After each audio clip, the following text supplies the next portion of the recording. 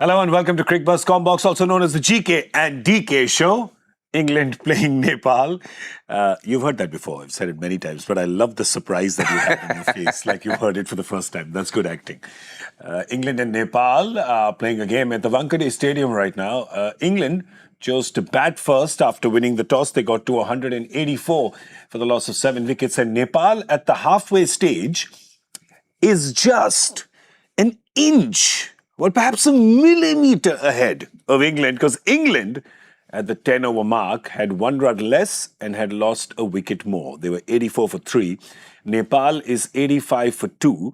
And you'd have to say they're doing well. We still say hanging in the balance, 50-50, but they'd be quite happy with what they've done so far.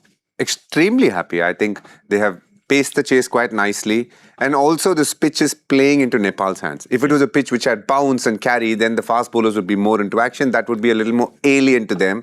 But the fact is that it's a spinner's pitch and they're far more comfortable taking on the spinners because that is what they do for a living day in and day out, staying in Kathmandu on tougher pitches. So you can see there's a certain level of comfort with the way they're batting. Out of the spinners, we've seen Liam Dawson, Will Jacks, Adil Rashid so far. Who's impressed you the most? I mean, they've only bowled 2 overs each, but who's impressed you?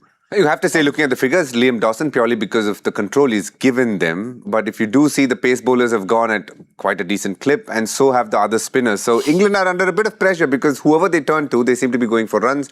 The last name that you see there, Adil Rashid, not usually you'd associate him going for 11.5 and over. So there is a few questions for England to answer, for them to pull them back. But what they will be banking on is the fact that if 1 wicket falls, the experience can come through. The thing is, they haven't bowled Sam Curran, a guy who can use anytime there's a pitch that is giving you something. He's very good with his slower ones, the deception, the cutters.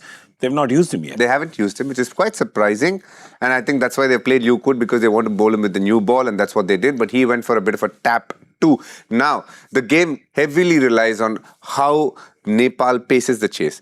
Irie looks the guy who looks very much in control. He's hitting boundaries whenever he feels like. Rohit Paudel, on the other hand, is just rotating strike, not taking too many risks. At some point, to chase 99 down, you need to have the courage of conviction to play the shots that you believe in. Yeah. And in that lies the opportunity for England. This partnership has also done really well. They had a decent power play, 47 runs. And now this partnership is at 49 of 34 balls. It's going at a good clip, and both of them are looking really solid. Absolutely. And I think that is the biggest hope that Nepal will be hanging on, because both these are experienced players. They've been around for some time.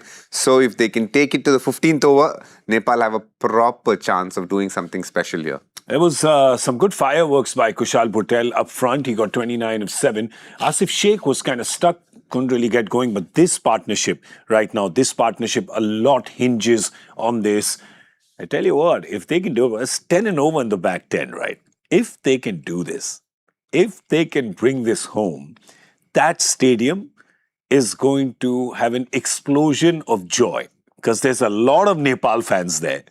They are. Right? As I said, a few from the hotel as well today. Yeah, there were a few in your hotel. There was a few that our crew met on the way here. So there's a lot of fans in Mumbai. This stadium will just completely go off if they manage to do it. But, small thing, experience of big games, right? Experience of big games, packed stadiums, the world watching.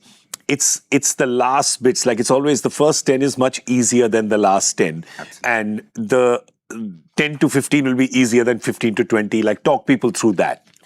At this point of time, they like to pace the innings in such a way that they hold around 50 for the last 5 rather. If they hold more than that, then they'll have to play some big shots, and in that lies the opportunity for England to take wickets. They should be trying to get 40 to 45 runs in this set of 5 overs. The first 11th over has just gone for 6 runs. So it's going to be an interesting chase for Nepal. It's all about believing in your skill, but most importantly, knowing that when England does get a wicket, not giving away 2 or 3 in a canter. Yeah, well, they've listened to us, and Sam Curran's come on to bowl the 12th over, but the first ball was a wide and then a boundary. So he's basically given away 5 runs in 1 ball. So what do we know? Don't listen to us. We're sitting in air conditioning. Harry Brook has to make all those calls.